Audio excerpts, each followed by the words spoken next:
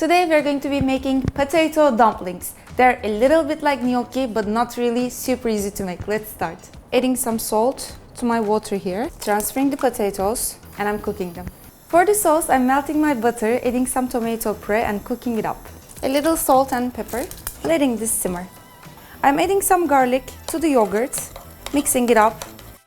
Once the potatoes are cooked, I've drained them. I waited a little so that they're dry, and now I'm going to puree them. Here comes the spices: cumin, red pepper flakes, garlic powder, black pepper, and some salt. 1 egg, and mixing it up. These dumplings are gluten-free.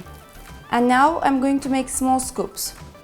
I'm going to burn some olive oil and cook them at my preheated oven at 200 Celsius degrees. Now I'm going to put some yogurt on my plate, some dumplings, some tomato sauce, and some parsley.